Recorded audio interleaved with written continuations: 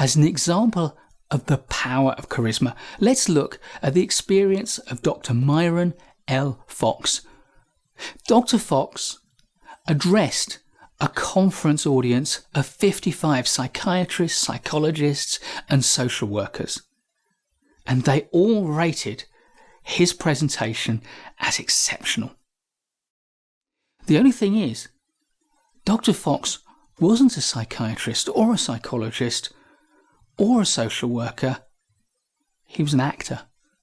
He was an actor playing a part, and the script he'd been given was full of jargon and buzzwords but made absolutely no sense whatsoever. So what's going on? It was the charisma with which he delivered that content that led his audience to rate it so highly. If you can have charisma, if you can be likable, then people will enjoy what you have to say and they will rate it highly. And if what you've got to say is valuable, then it's important that it gets heard and respected. So what is it that you can do to be likable? That's what we'll look at in this video.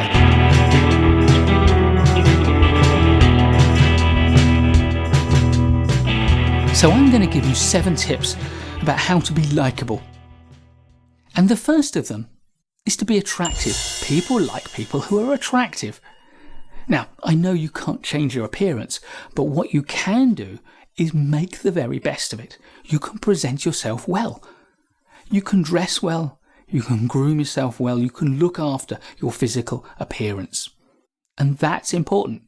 In fact, in experiments, it's been found that juries are more likely to acquit defendants who to them appear to be attractive than they are to acquit less attractive defendants.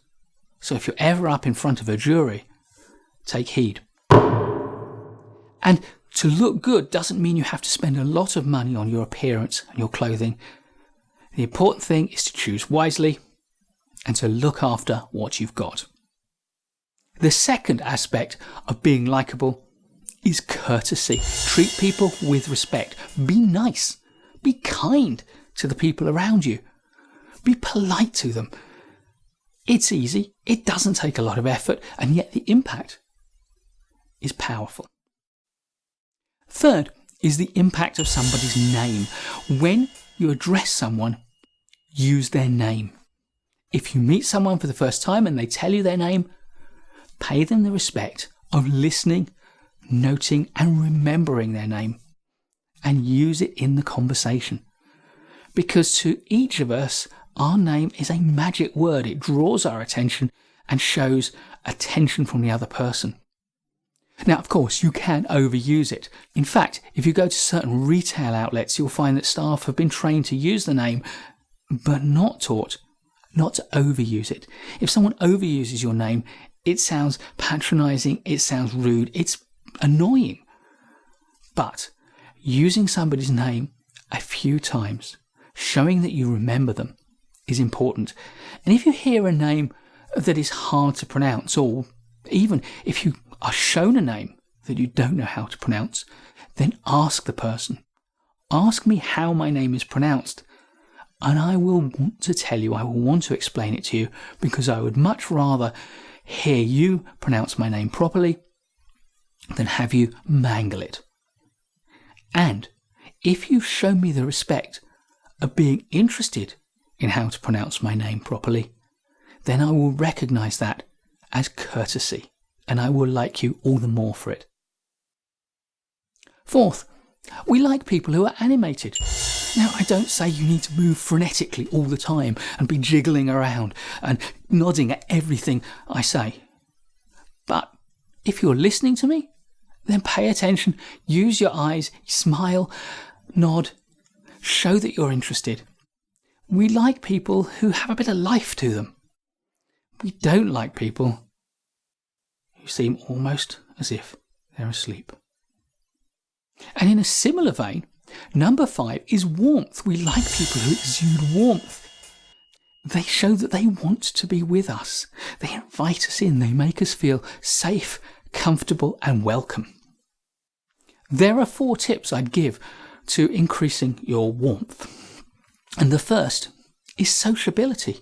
Pay attention to people, invite them to speak, listen to them carefully, take an interest in them. We love people who take an interest in us. And the second one is oh so easy, it's smile. And I don't mean a fake smile, but a real smile, a smile that comes from the eyes. People like people who are interested in them, and people like people who seem to like them. So pay attention and smile. But people also like people who make them feel good. So pay me some compliments. I don't mean crass flattery, I mean genuine compliments. Find things that are appropriate to compliment me on and give me the compliments at the right time and in the right amount. If you overdo it, it looks like flattery.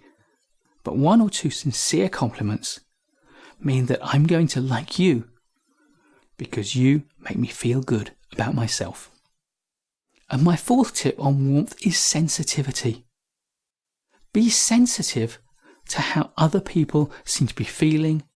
When they're talking about something that has an emotional content, be sensitive to that emotion and respond accordingly. Because people like people who care about them. So the more you can show that you care about the people you're with, then the more they'll like you. Moving on from warmth, at number 6 we have similarity. The simple fact is that people like people who are like themselves. The more you are like me, the more I am likely to like you. So, in your conversation, look for points of contact. Look for things that we have in common. Because all relationships are built on commonality of interest. If we have nothing in common, we have no basis for a relationship. But the more we have in common, then the stronger our relationship can be. And the sooner we find those commonalities, then the faster we can build our relationship. But it's also true that people like people who are like they want to be. So if you're with a group of people and you want them to like you, another option is to be like they would want to be themselves. And in a workplace context, that often means if you want to be liked by people, then lift yourself up a little bit to the level that they aspire to be at. Not so high that you separate yourself from them and you're not like them, you're like someone else. So be a bit like them and a bit like they want to be.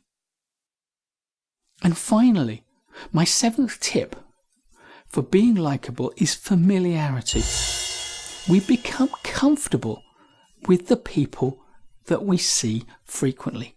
It's called the mere exposure effect. The more I get to know you, the more I see you, the more I feel comfortable with you. Unless, of course, you do something to upset me or annoy me.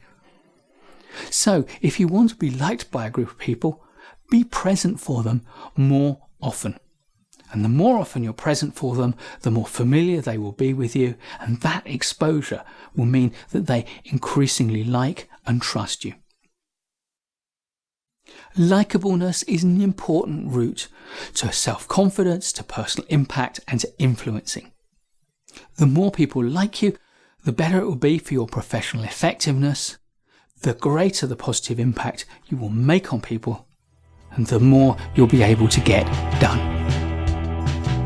Please give us a thumbs up if you like this video. There's loads more great management courses content to come, so please subscribe to our channel and hit the bell so that you don't miss any of it. I'll see you in the next video, and in the meantime, keep learning.